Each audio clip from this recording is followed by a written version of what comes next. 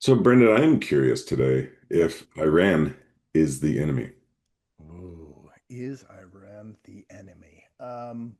That is a provocative question, especially in the current schema. Well, especially for us, I would say, Andy. I don't know if you want your birth date out in the world. I've said it far too often for it to turn back now, but I was born in 1978. So that means from 1979 on, pretty much since before we were fully conscious in the sense of retaining those memories. I don't have memories until I was 2 years old. So, as far back as I can cogently remember anything, Iran and the United States have been, nationally at least, in opposition. They have been declared enemies. So, I know for me, there's a massive cognitive dissonance immediately just being like having, and this is always good to check, you have an instant, well, of course, they are the enemy. Um, but as with all of our questions, I think that makes it all the more provocative to examine that simply because that has been the stated state of the world doesn't make it so. And as usual, I can feel like I'm already going to have to dig into a lot of definitions of terms in order to go, are we talking about the same thing? Yeah, that's Yeah. a good place to start.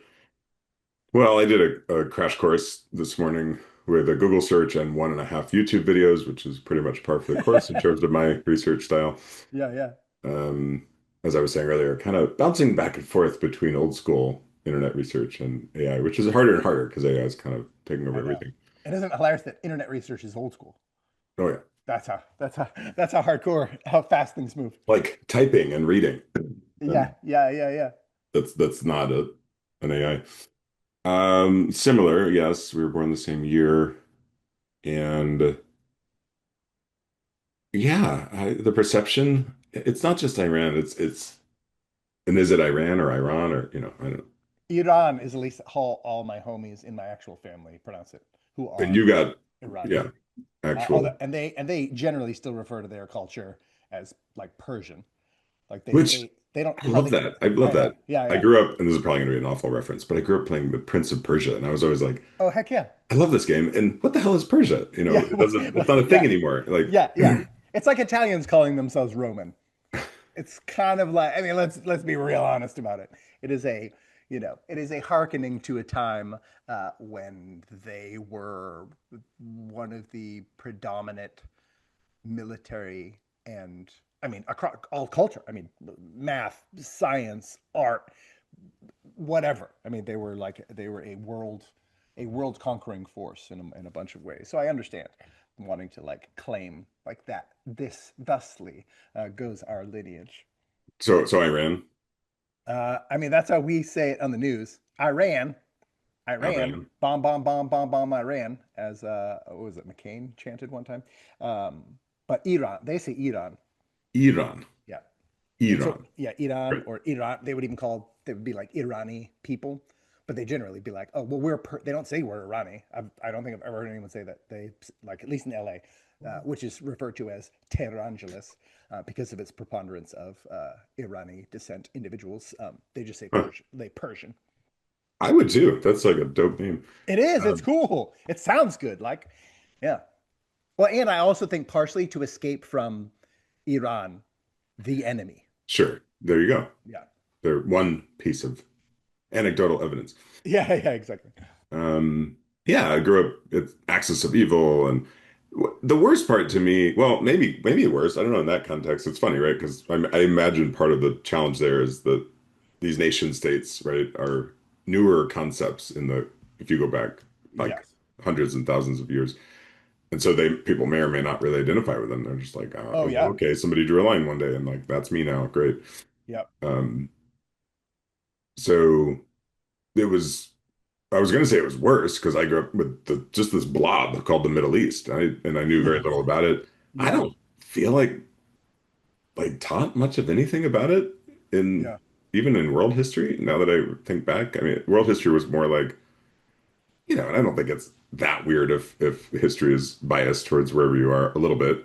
Oh no. That's Yeah. kind of understandable, but Everybody it does. was very much it was like World War II, that that's what I really remember I don't know. I don't think I learned anything significant about the Middle East. I mean, as we've talked about in other episodes, and I've learned, hopefully, along with a lot of us in the last couple of years, for all the wrong reasons, about at least Israel, Palestine, and that part of the region. But um, Hmm. anyway, so it all just got lumped together, and then at some point it was Yeah. Iran and Iraq, and so yeah, it's funny. Like this morning, I'm just sometimes what I admit here, and I do that because I know I'm not alone. I just have the courage to actually say it out loud. Is how unbelievably ignorant I am about what Iran is, what's happening Yeah. there, what has happened there over the last 100 years, how Yeah. we were involved, how the Yeah. British were involved, which is my heritage, and et cetera, et cetera. And guess Yeah. what it was all for? To Guess make what? sure I can drive my Honda around. So there you go. Yeah, exactly, right. At under $4 a gallon, please. I think that's a pretty great preamble for today's episode of Totally Classic. I'm Brendan McNamara. And I'm Andy Swindler. And today's question is, oh, actually, you say it because I don't want to accidentally misparaphrase it. Is Iran the enemy? Is Iran the enemy? Um, I was thinking, and if you have a different thing, we can totally take whatever trajectory. Yeah, my Iran exposure is a little bit through world history, but I was also went to Christian schools or whatever, so there's a lot more attention paid to that region, generally speaking. As the, I mean, I would contend, and this is my bias through how I was taught history, that what we would call the Middle East, North Africa, Southern Europe, is arguably the most important chunk of the earth as far as we know it. And I mean that both religiously, because the sort of the Yahweh origin then birthing multiple religions, right? Mosaic Judaism coming out of Mosaic Judaism birthing Rabbinic Judaism, birthing Christianity, birthing Islam, which then consumes the between all that the majority of moral and religious thought on the planet, and North Africa, that somewhere in that general region is both where religious texts in that category, as much as we know, where humans probably came from, somewhere in that area. So there's an origin story relevant to humanity somewhere in that general geographic area, um, which I think is endlessly fascinating. But it's not like I knew a ton about it. It was more about like, you learn a little bit about like Persia uh, fighting Greece and Greece fighting Rome, and then Rome and Persia having quite a bit of back and forth, like battling for contest and conquest. So where Rome had a huge swath up here, and then down here Persia kind of was encroaching, and but they were just massive. They were empires of enormous relevance. And I think Iran, just like Greece, for example, or even Rome slash Italy, fallen on hard times, dude. They are they are nowhere near their former glory, right? And we're a weird nation because we're younger, so we're earlier in our trajectory. We're still like, ooh, maybe we still haven't peaked. Many people have believed we've already peaked, but they are a culture that's way past peak in terms of world influence. Um, but I didn't know a ton sequentially about like like who was running what, why they were running what, until my dad married a fantastic Persian woman, and she had come to this country, got called a terrorist in grade school, fled um, when the Shah was deposed, and the U.S. was involved in quite a bit of the back and forth through both of those, like bringing the Shah in, and then maybe little less so, but possibly also with the deposition, like the overthrow of the Shah. So I at least got the inside look of Iran now is the enemy of Iran 74, Hmm. meaning kind of to me, this is again any Persians who want to be like, actually, uh, hold it, no, one little second there, goose. Is it's kind of similar to Cuba, is where I sort of categorized it in my brain, meaning there's like a pre-revolution and a post-revolution, and most of the people we will know and we get to interact with, so that's our bias, is the people who fled when that revolution was successful. So pretty much all the Cubans I know fled when Castro's revolution was successful. And most of the Persians you're going to run into fled when the Islamic takeover revolution was successful. So I think that puts us automatically in enemy zone out of empathy for our neighbor, because the people who were literally cast out because they were like, oh no, these people are going to kill us, are now came here and are our neighbors. So I used to think of it as kind of like an imperialist thing, but I was like, no, it's like, I think it is actually more fundamentally about how we regard our fellow citizens. Just the same way we're like anti-Maduro because of all the Venezuelans who live here in our country who are like, we fled to get away from that guy. So we just kind of absorb our neighbors' biases from those places. Well, and you've opened up a piece of it. Thank you for having bringing in such a personal connection because, to me, that's one way I want to kind of pick apart the definition of Iran to begin with. Not only Yeah, yeah, Persia, Iran, history, nation state, um, but kind of country versus people, right? yeah, yeah, Or versus isn't entirely intentional there, but like just those two kinds of entities to talk about. And, yeah, yeah. when I was in Vietnam a decade ago, and it was funny, we had this Russian tour guide and she chose to give tours in Vietnam, Southeast, that region, Thailand, Cambodia, and Iran. Mm, It seemed that I don't yeah, know, maybe there's more connection than I realized, but that was her choice, and she just raved about it. And she was like, "You've got to get there. It's absolutely beautiful. The people are amazing," yeah. which is often the case. If you visit most, Oh, for sure. this is my hope and dream, and often witnessing of humanity is it's like when you dig underneath the layers in the media and the news and whatever they're Yeah, supposed to be, that yeah, people are often quite beautiful and welcoming and hospitable. yeah, Um, Certainly was my experience in Palestine. And so I don't know, this feels weird to say because it feels selfish, I guess, compared to the all the horrible shit that's happening right now. But it's like I'm sad. I'm just like, shit, I really wanted to go to Iran and I don't. yeah, yeah, I yeah, mean, to your point, maybe we missed the boat, 20, 30 years ago, but I also feel like something is probably changing now that is also going to be irrecoverable, yeah, in, yeah. at least in terms of not, of course, the people, but like just the destruction of so much. Yeah, yeah. And I think that's the again speaking to my bias because I know and even just follow online like a lot of Persian people, a lot of Persian real estate agents in LA or what, I know, just like whatever, a lot of regular folk. But the abundance of people weeping in happiness, like literally couldn't barely contain themselves, weeping in happiness at when the Ayatollah was killed.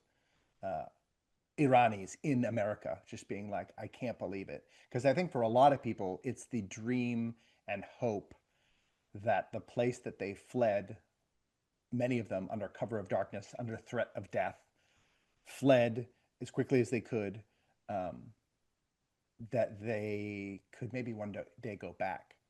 Because a lot of Persians are just like, I'm not going back till that's all done.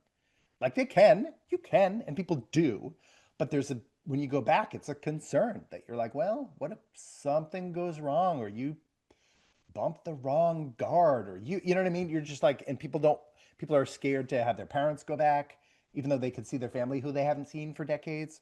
I don't know, there's just a constant like, oof, it's just touch and go is all. And so I've been witnessing it from that level of joy, meaning ding dong, the witch is dead. Because the enemy aspect, I think very few people at all, I'm not saying they don't exist, but very few people have all considered Iranis, the people, or Persians as we rock with them here, the enemy. They are only your enemy if you are bidding against them in something or if you're negotiating with them. And I say that as a full-on stereotype that there's not a Persian on the planet who's going to disagree with me. That is a negotiation culture. They are down. They do it even positively. What's it called, torof or whatever, where you're supposed to like offer someone something, a dessert at the end of the meal, and they're like, no, no, no, please, and they go, no, no, no, please take some, and you go, no, no, no, please, and they go, no, no, no, please take some, so you go, please, please, I cannot eat another bite, and then they offer it to you, and then you take it, even just literally eating something you want to eat or not want to eat is a negotiate. Like it's and it's part of the culture. It's actually kind of rude not to play that game. So they are a negotiating culture, and that is the only way Iranis are the enemy to I think to anyone. But the state Iran I think is our ideological enemy pretty exhaustively, and that but we can dig into that in a second. So induced tension at dinner is politeness. I love Oh it. my gosh, they flip and love it. They I love it. I did find one very specific reference point. Yeah. Christian Amanpour, Yeah. Persian, Yep. quite. I don't know if she's ever come up in any of our conversations, actually. I don't think so. She was referring to the embassy crisis. Mm. This is the video. I only made it halfway through. So one video was sort of the BBC saying, "Here's the 100 years of history," and I was like, "Well, that's Yeah. just good baseline. Thank you. Yeah. Probably not biased at all coming from the Brits, you know." Yeah. Yeah. Yeah. Um, and then the other was Amanpour digging into what's happening now. Yeah. But anyway, she was also weaving in a little bit of history, just because how could you Yeah. not? Yeah. And went back to the embassy crisis and saying this is like a wound, this is a wound America Yeah. has carried, Yeah. still carries. And to your point, it was like we were infants, right? So it's just been in the air, like our entire lives. Yeah. I didn't know much about it really, even until today, sadly. Or if I did, I Yeah. forgot. But anyway, Amanpour says that, and I quote, made Iran enemies of America. Ooh, interesting. Yeah. I think they were from the get-go though, because meaning as soon as the revolution happened, Islamic theocracy is the ideological enemy of Enlightenment, rational Christian nationalism. So even their founding sense is oppositional to us, meaning that revolution, if it existed here, would overthrow our entire system. Hmm.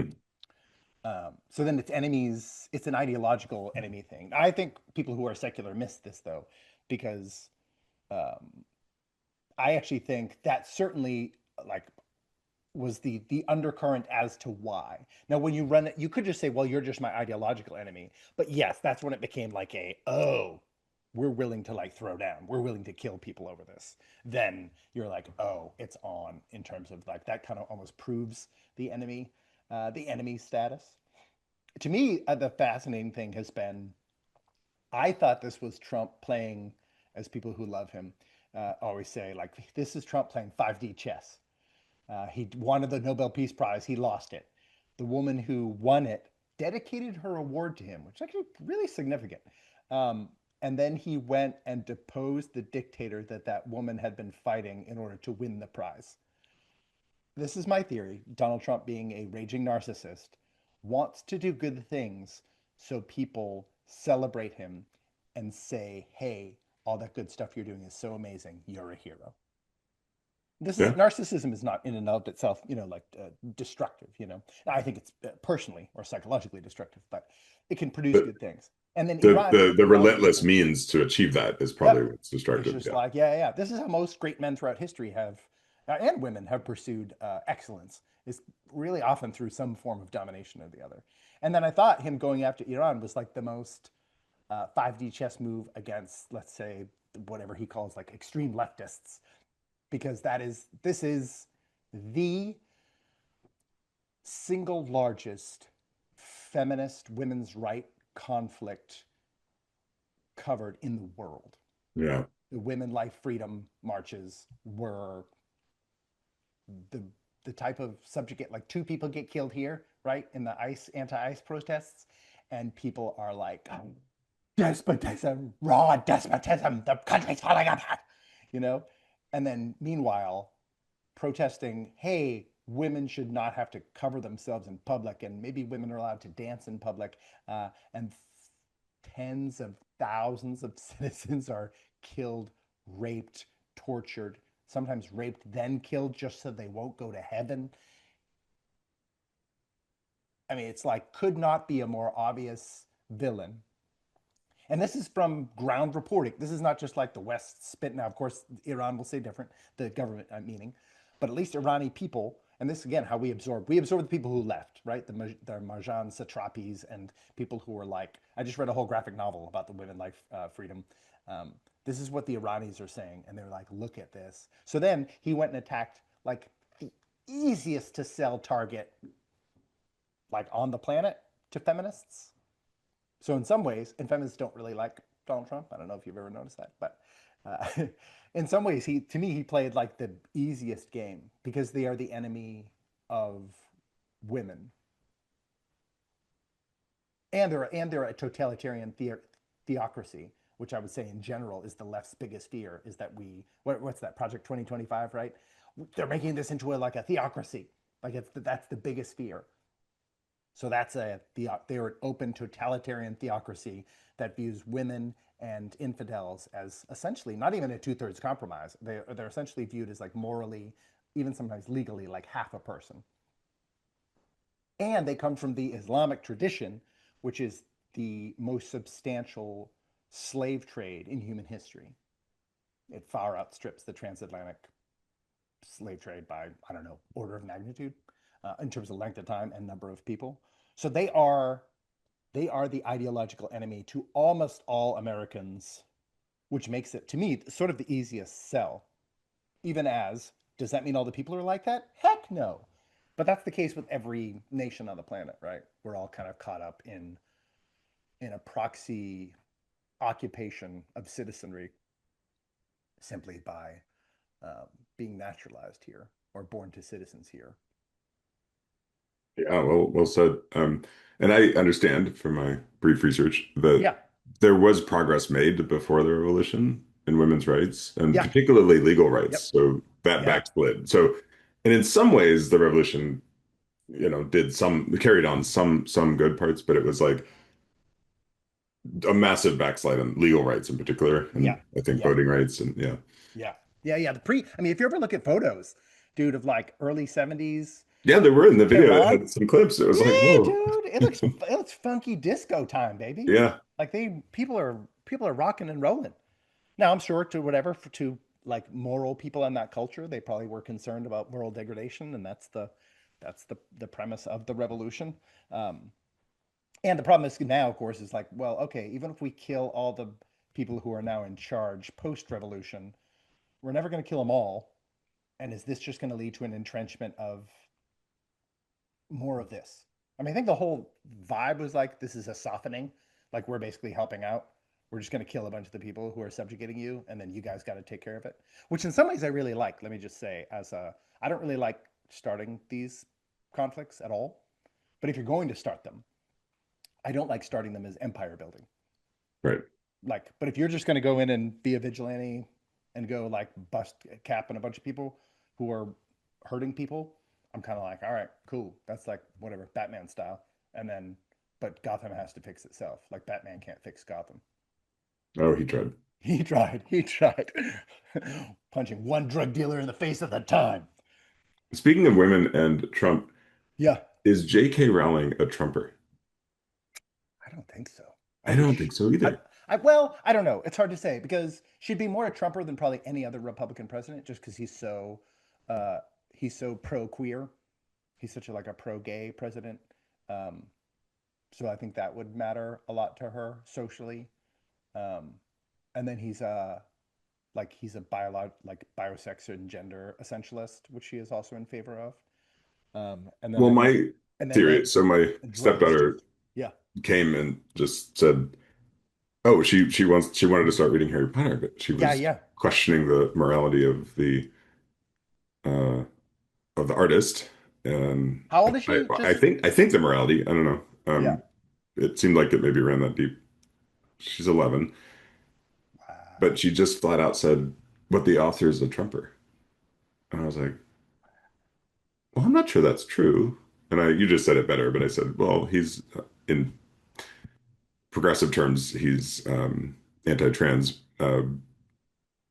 The way you said it's, I think, more accurate. They have that alignment, right? Yeah, And yeah. Yeah, the he's the most pro-gay biological president sex in history. essentialist, but I would not be surprised at all if that was conflated with her being a Trumper. So I don't mean to digress too much, No, no, no, although, but it is I think it's fascinating in terms of how we're even looking back at history and being like, how often did those things happen right. in the 70s, in the 80s here, in the 90s? Well, what a horrifying, let me just say that's horrifying, just as a side note. That's horrifying. A, that one, any child would consider like voting for a particular president like a moral issue. A, that any child would even know about presidents is, I already think, a problem. I don't think 11-year-olds should give a rat's patootie. And then, secondly, that they would conflate that with some sort of like goodness or badness. Like, that's horrifying. Like, if you heard that, someone's like, oh, yeah, but she voted for Kamala Harris, so I can't watch those movies. Well, the good news is she did read it or Yeah. started. Yeah. Yeah. And I don't know if I influenced her or not. I just said, well, two things. One is I don't know that that's true. And second is, I suppose, why does it matter? But third is, this is a choice you might need to make, Yeah. like Yeah. Yeah. separating the art from the artist, which we've talked about in other episodes. Yeah. So Well, yeah, the funny thing is, like, she hasn't done anything wrong. That's always the fascinating thing with J.K. Rowling. She's done nothing wrong. So it's not like Woody Allen or Michael Jackson or David Bowie or Roman Polanski or Chris Brown or whatever. You know what I mean? She's she just had an opinion, right? not, well, not even an opinion, like more than an opinion. She just was like, like women is not a concept. You can't reduce women to a concept or a series of stereotypes. Women exist, and we deserve to be recognized as existing. And the problem is, if you recognize women as existing, not as women exist anymore, then you are functionally erasing the category of women. If women is anybody who identifies as a woman, that's a logical, and she's a writer, that's a semantic and logical tautology, meaning the category woman no longer carries any information, which means you can't protect women, you can't fight for women's equality, you can't fight for women's rights without basically constantly code switching and trying to guess as to what interpretation it means. And like that's the no, who you can't, like, a writer can't write that way. You can't write. Well, You can't write a sentence. You know what I mean? That well, sort of thing. thank you. And Yeah. I mentioned that. I said she's pro women, and I believe she thinks the trans discussion is diluting the idea of women, which seems compatible with what you just said. Yeah. Yeah. And more than I thought, to get us back to our topic today, Yeah. Yeah. perhaps related. What is woman, Yeah. and what does it mean to fight for women's rights and build those up, and how Yeah. easily can they fall? Yeah. Well, look at that's the fascinating thing, right? This is two in a row. So I'd love to hear your perspective on it. Have you noticed that, at least amongst progressive camps, not Democrats, but progressives, that they seem very defensive of Iran in a way that doesn't make a ton of sense? Kind of like the same way they were defensive of um, Gazans, meaning, speaking of J.K. Rowling or problematic, like, here's a culture in which you will be executed for being queer. They will kill you. If you're a disobedient woman, they will rape and kill you. So why would it be problematic to separate this, just to connect these things? It would be, well, gosh, should we be reading a book by a woman who thinks that the primary use of gender is probably what we should stick with, because that's what all human output has used gender to mean, and I don't think we should change it because that seems very unsteady by a whole bunch of means. That's her big problem. Or, you gay, we kill you. We're on those people's side. We can't separate, like, so that doesn't make any sense, right? Just logically. Like, so why I can't make heads or tails of it. Like, why you would sort of be siding to defend the people who rape women before they kill them because they've been disobedient, in order that they don't go to heaven, and who kill people who claim to be trans and act on it, and kill queer people who say it out loud or act on it. I mean, so it seems like there's a very strong separation of art and artist there. So that's a or am I mistaking? And my algorithm is just feeding me progressive people who are kind of defensive of Iran, and that's like, it's doing that to try to piss me off because it knows it engages me via pissed offness. Well, do you mean you're seeing that correlation in your feed? Yeah, yeah, yeah. I'm seeing the same people who are Oh, I thought like, you were just drawing the correlation, but you're seeing it. oh, I'm seeing it, yeah, continually. Like, the at march, like footage from marches or protests or whatever, are, and the people who are sharing those things are the same people who were like pro Gaza. They're also pro gay. They're also pro trans. They're also pro mask. They're also pro vaccine. Like, it's the same. I'm watching the same bundle tight bundle swirl around the same thing. And I was like, it's odd to me. Like that doesn't seem to, in terms of art and artist, I was like, why is it so strongly separated? Like if J.K. Rowling, let's say, and this is what my daughter came home just 2 days ago and said, someone told me J.K. Rowling like made sure some violent stuff happened, like she funded it or something. That's the scuttlebutt that my daughter received, who's 12. I was like, I don't know of anything that she's ever funded that's produced violence, but let's just say J.K. Rowling had um, raped and killed a whole bunch of disobedient women so that they wouldn't go to heaven in their religious construct. And then when she found queer people, she either hung or paid for them to be hung, maybe even in the streets, or just beaten to death. Um, and then let's say people were like, "We're gonna cancel them. We're not carrying those books anymore. Let's say we're gonna destroy them. We're gonna destroy all the Harry Potter books we find," which people do and hold events doing. Um, would we then? Wouldn't you have to, if you're going to run into the defense of Gaza or Iran? Wouldn't you have to also jump to the defense of J.K. Rowling?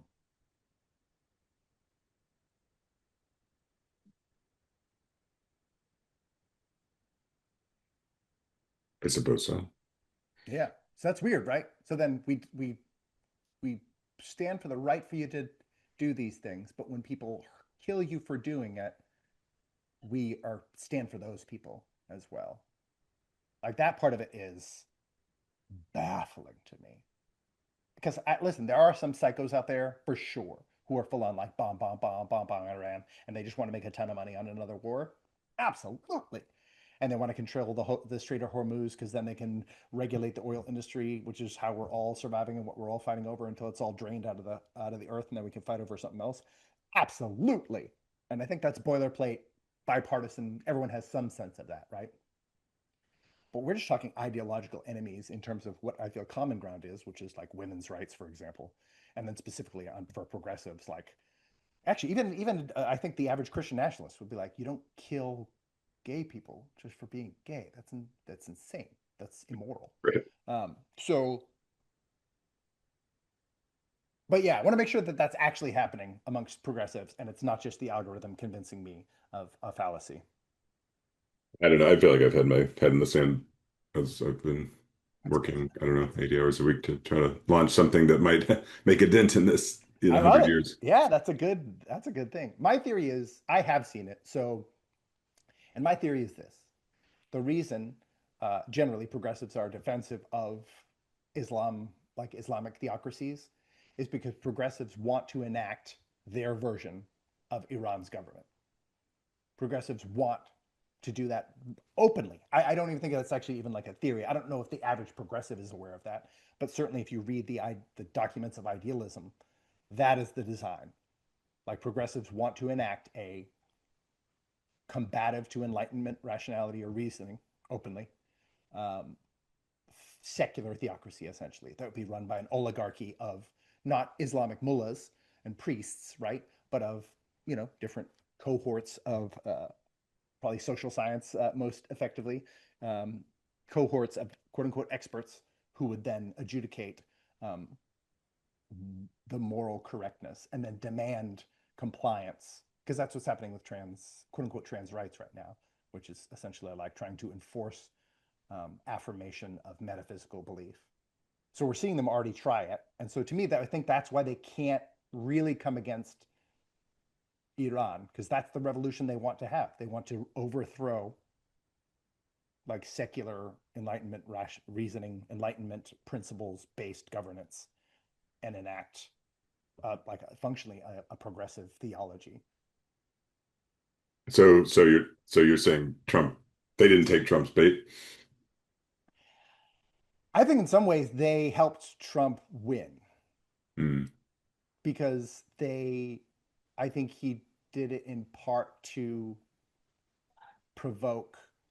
Well, he lost personally, but he wins politically because he wants to be praised. Right. He wants everyone to praise him and say, "We were so wrong about you. You're the best. My gosh, you're the best. You're the best. You're the greatest president we've ever had." I think that's truly what he wants. But they lost ideologically in that they now somehow opposing Trump is more important than opposing a society that subjugates women so much that they're literally one of the most popular examples one could cite of the subjugation of women, especially if you're fighting things like it's subjugating women to not allow them to abort their children here as like the preeminent thing, which is a special right that nobody else has to kill children. And so, whereas Iran makes that look like, I mean, it's not even worth mentioning. It's a hangnail compared to like full body cancer. So in some ways, it was probably a good move because it reveals, hopefully more and more, that what we would call hypocrisy is programmatic to his most vehement enemies. Now the problem is he's kind of hypocritical, so he's just helping highlight. He's highlighting how much his enemies are like him, and he is like his enemies, which may be the case for Iran's, revolution as well. I wasn't there. Maybe they're two sides of the same coin. Maybe both sides live in all of us. Mm-hmm. They I do. watched, I guess somebody asked ChatGPT to write a TED Talk. I think I sent it to you. And Ari Kushner, who's a brilliant AI video artist, put it to life, and it said, I thought it was pretty compelling, and it said something like that. The war is in every heart. Yeah, yeah. So that's fascinating to me. That's the is Iran our enemy? And I was like, hilariously, Iran is our enemy, like progressivism is our enemy, which means it is ideologically opposed to everything that we would hold dear as our fundamental neutral principles that tie together a pluralistic society. They are like the worst version of what someone imagines a Christian nationalist would be, which is what progressives are openly advocating like society should be regulated as, that we should treat metaphysical claims, cohort specific, as fundamental reality and necessary to enforce compliance with. So then they're not progressives' enemy, which is why progressives are far more defensive of Iran, I think, than any other cohort. And I all that again, and I remain still fully skeptical that it's some sort of pure magnanimous moral crusade that the US is bombing the crap out of Iran. That is a whatever, multivariate uh, endeavor that contains, I would say at best, like 1/3 to 1/8 magnanimity. And there's whatever, oil interests, national interests, My God, we haven't even talked about Israel. And allied interests, et cetera, all that sort of thing. And it's not like Israel is some paragon of moral virtue either, nor is the U.S. You know what I mean? no, But God, no. it's a moral, it is a moral war. It is a religious moral war, just like Gaza and Israel was. This is not just like statecraft and oil. It's also that, but it's a religious. It is a religious conflict. And this, the thing I first looked up when you asked the question, I asked, and this is an AI run, to be perfectly honest. I looked up Gemini. I said, hey, Gemini, would you count across just like the last maybe like 30, 40 years, how many times the leader of Iran has referred to the United States as the enemy? And it said, estimated count. In a typical 30-minute address regarding national security or the West, the term enemy, I can't remember the Farsi term, but often appears between 5 and 15 times. Extrapolating this across his 37-year tenure, Ayatollah Khomeini alone has likely used the term in reference to the US and its allies between 15,000 and 30,000 times. It is a matter of formal state policy that the United States is the enemy of Iran. In 2017, Khomeini said, America is the number one enemy of our nation. So, And the enemy of my enemy is myself. is myself often? Yeah, yeah. Oh, and in 2007, Ahmad Janati, the Guardian Council, said, we are the enemies of America. The hostility between us is not a personal matter, it is a matter of principle. So he owned it. I mean, now the question is Iran our enemy? Is he your enemy, Andy? Is the regime of Iran your enemy? They are my enemy ideologically. So my commandment as a man of Christ is to love them. Can love it is loving sometimes bombing? Possibly, but I don't think that's anywhere near the top 15 to 25 loving responses. So maybe that's the question. Is Iran ideologically your enemy?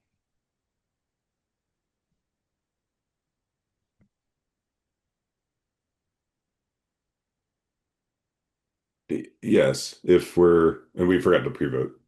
Oh, yeah, yeah. But maybe it's just as well because I'm like I don't know. I don't I'm giving more. Ever since we introduced the sideways thumb, it's like, well, that's convenient. know. Yeah, yeah, Um, yeah, yeah.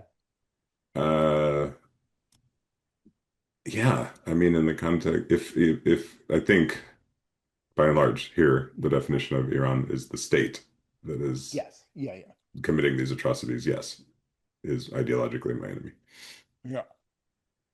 So they definitely I mean, if we just do self-identification, right? If we're going back to the sort of J.K. Rowling reference, they've self-identified as the enemy. In which case, we have to trust their self-identification I as trust their agency. There you go. yeah, yeah, yeah. So then they are, and it certainly sounds like the United States has made it pretty clear that they consider them an enemy of themselves and their allies. So then they're like, so then yes, both sides have agreed. I mean, in some ways, it's almost the easiest question in the world. Is like, well, they've agreed. They've both agreed. You're my enemy. Okay, you're my enemy. All right. I guess we're socially, at least in terms of the social construct of enemy, like that contract is entirely fulfilled. It's like But you're I seeing do. me how to play chess, and you're like, well, clearly you are my opponent. Yeah, We exactly. both accept that. Yeah, yeah. And then, but the thing is like, is Iran my enemy? Like, do I have to, for example, be part and parcel to national declarations? Like, none of us do. They don't have to be my enemy, but they are ideologically. Iran, the nation as it is currently run, like, is openly my enemy, largely because Islam is openly the enemy of Christianity, and it's openly the enemy of infidels, even though it can coexist. It knows how to coexist, just like most functional religions do.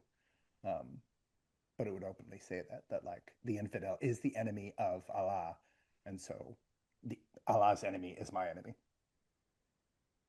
So then, I guess in that way, also an enemy. Mm. I don't love that. Well, and again, my I drift more readily to the people, and Yeah, it's easy to imagine that I would meet many Persians yeah. that I would not consider to be my enemy. Oh, absolutely not. No, no, no. Yeah, well, and honestly, I think I would meet most of my actual enemies and hang out with them. I have openly tried to join groups filled with my enemies most of my life. It's just a normal. I think that's part of that'll be helpful for people. It's normal to hang out with your enemies, ideological enemies. Um, I grew up like as by the time I was 12, I was a Christian. So then I grew up with people who were openly ideologically my enemies. Many people I've loved people, held them when they were hurt, laughed with them when they were happy, drank with them, you know what I mean, threw up alongside them, like, when it lived all the ways that you can love different people who are one's enemy.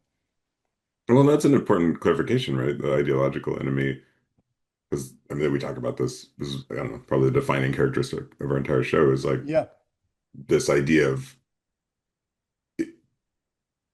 I think for both of us, enemy doesn't have to mean, and maybe never means yeah. full cancellation, right? No, Because gosh, no. that's canceling the full human, which is not Yeah, love. yeah, yeah. It's not. Well, actually, it's so funny. Like, well, in the Christian framework, there's nothing really like cancellation except for fellow Christians, which means people who are specifically not your ideological enemy. Those are the people who can, in many ways, be canceled. There's verses in the New Testament that says, "Do not even eat with such a person." Like you're Hmm. not even supposed to have it. So cancellation is fully in Christianity, but it's of other Christians. So if you're claiming to be a Christian and you're living contrary to the ideology, then shaming, shunning in group is part and parcel of the management. Now, all one needs is repentance and restoration begins. Apology and forgiveness is pretty much that's the whole game. Um, but yeah, I think it's a weird thing. I often just wonder if it's people who don't have experience with understanding ideological enemies, especially younger people. um, don't understand how it functions in the real world. And maybe I'm just old enough now that I'm like, oh, yeah, you're just like we've talked about. I'm ignorant on many subjects. I think there is a vast swath of people who are ignorant of what it means to be an ideological enemy of another. That it doesn't It's doesn't mean you don't love them. And actually, that's the great thing. This is the cataclysm of Christianity, though. Love your enemy is a pretty novel moral commandment hmm. in human history. To even be told to love someone outside of your tribe is pretty unusual in moral history. So to love your enemy is antithetical to, to evolution. You know what I mean? It's like, what are Yeah, you talking about? That's how you die. And you're right. like, right, but this is what virtue is. That you it doesn't mean you seek to destroy. Until listen, you're allowed to defend yourself. But like we don't seek to destroy or somehow cast them out um, in that sense. But you seek to convert. Ultimately, that's all we're all doing. Try to convert people through, hopefully, through reason and dialogue and evidence first and foremost, and force last. But that's also And expert opinions. right. Expert opinion, right? Um, right. Yeah. If you're anti-science, then expert opinion. Then I'm a again I'm a science guy, but yeah, that's lovely. So that you can calling someone your enemy doesn't have to lead to some sort of I don't know. Maybe it's more comic book thinking, but not even comic book thinking because like Magneto is like the primary enemy of the X-Men, and yet he's led them. He always makes pretty good points. you know. Oh, I Uh, started watching Earthspark. oh Have you yeah. followed? No. Suddenly, Megatron's like part of the team. Oh, right on. You know, I mean,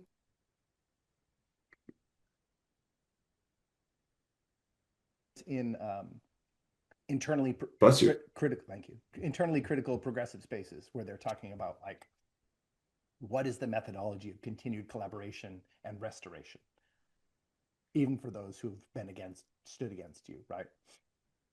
And the fact that the system or the movement even needs such a thing kind of reveals how religious it's a theocracy functionally. Um, so then this is why I've been looking at moral Luca, right? Like what are the fundamental moral principles then if we're going to make this a moral enterprise? Let's not, I mean, I'm totally down. I don't think you let anybody invent any more moral principles. Um, because we've been around long enough as a species and we've already witnessed at this point. I think the data is so corrupt.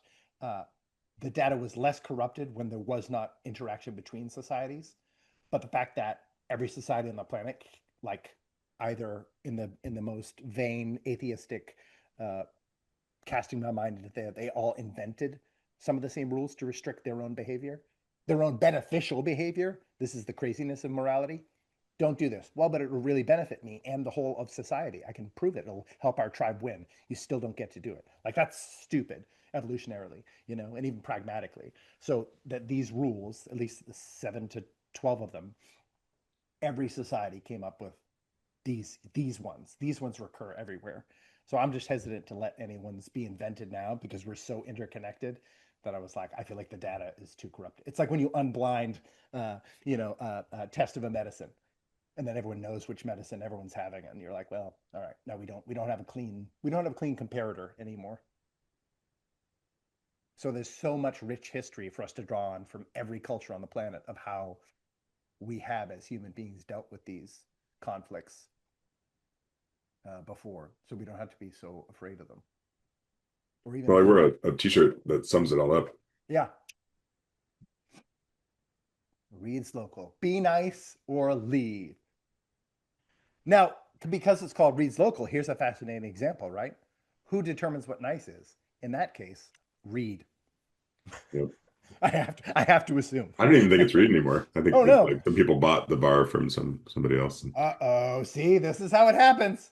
This is like moving on from Joseph Smith to Brigham Young. All of a sudden you've got a new prophet, and then everything changes.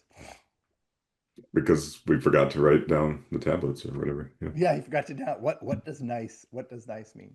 Well, it's so funny because I'm actually anti-nice myself. I'm pro-kindness, pro-compassion, anti-niceness. I think Yeah, that yeah, no, that's a I don't think she invented it, but Brene Brown no, sort of popularized the be kind, not nice. yeah, yeah. In Christian, Kindness is clarity is kindness, I think is her thing. yeah, yeah, Yeah. yeah. It's very similar in in Christendom, there's a sense of it says, "Blessed are the peacemakers." Um, I thought it was cheesemakers. Cheesemakers, a cheesemaker and a cheesemonger are both. I mean, as long as you're not lactose intolerant, are fundamental to the Christian religion. He said sarcastically. But no, blessed are the peacemakers, meaning like where there is conflict, seek to make peace. This is like my been one of my favorite things that I've been drawn to over the past number of years. Um, and but there is no blessed are the peacekeepers, which is kind of Mm, how the kind of thing where it's just like, oh, basically, if you're keeping the peace, you are running so far afoul of what it means to love your neighbor. yeah, Because because that immediately invokes control. yeah, control and just like, don't get conflict. No, no, no conflict. No, no, no, no, no. It's a very like it's a very scared kind of Right. holding the top of the Making bubble. it means we're always making it. I Yeah, love you that. have to recreate it constantly. You know this, man, just from I mean, especially from being No, in romantic I'm like, relationships and that's our having whole to thesis. yeah. Yeah. Yeah, yeah. That's what I mean, that's what Kogo is working towards. Well, and from being married now too, the like I feel like the next level of it, where you're like, oh, keeping the peace is a terrible idea. Keeping the peace means 3 days from now, I'm gonna snap at you about some dumb, dumb shit, and then I'm gonna totally be in the wrong. Like it doesn't even serve you, right? You know what I mean? Like Right. your wife can be annoying, right? She can be annoying, and then like instead of you just being like, "Hey," when you ask me in that particular fashion, especially when I'm in the middle of a flow, you burst in immediately, just say something with a strong voice. It puts me in this like like fight or flight state. And once I have three or four fight or flight states, I'm starting to receive you as a fight or flight generator. If you could work that stuff out, Kogo style, right? Let's talk through the process and what I'm feeling, what you're feeling, like that peacekeeping awful, awful. But peacemaking is the actual thing that you're trying to do with Coco, which is like, oh, once there is disruption, how do we come together? Like, how do we restore equilibrium over and over and over again? And that's, I mean, with Iran right now, this is a very harsh version of it because it says, okay, in order to do that, like, there's some things we just can't have anymore. Like, we can't have you tyrannizing your population or telling women they can't dance, or whatever. So some of you just have to go because you've killed so many people at this point that like you cannot live anymore. Which is an extreme version, hopefully, then of what happens in You Are in My House. Indeed. Well, since we've completely solved this impossibly complex issue as usual, should we vote again? Yeah, yeah. So wait, is Iran the enemy? The enemy. And interesting that you Ooh, emphasize that ooh. because I've decided that the is the most important word in that sentence. Yeah, the is tough. Oh. A, yes. The, I mean, are they the enemy in context of this conflict? Yes, sure. Are they? It doesn't say they're the only, at least, because then I'd be like, well, that's ridiculous, and I'd have to thumbs down it. But there's but isn't the kind of imply that? I don't know. That's It's my new hard. problem with the question. Yep, yep. Because this show is mostly about learning how to ask better questions. Yeah, it totally is right. Well, I know in the modern world, you're like, well, the question for an audio listener is what font is each word in?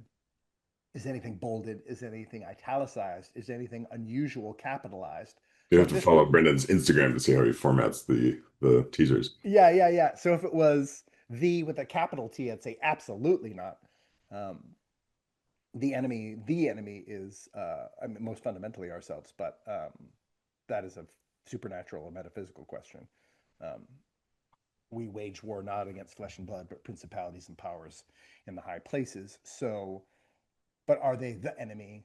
Contextually, sure, fine, yes. So I'm gonna thumbs up with all of those caveats, just dusted on the ground for pigeons to peck at. Fair enough. I am gonna interpret it very literally and say, Yeah. whereas the is singular, and say, Okay. gotta give me a thumbs down. Yeah. Who? Uh, Well, wait. because they That's are a one of many enemies. yeah. And I'm aligned with everything you just said. Yeah. Uh, Yeah. Who is? Well, wait. Who gets the? Like, who's the senior superlative? Just for first instinct. What does your intuition tell you? I, I think you just said some version of this. Just Yeah. we are. We all are. We all carry the Yeah. enemy within. Yeah. Who's the enemy? Me. It's us. Me. It's That'll be our we. next show. Are we the enemy? The enemy.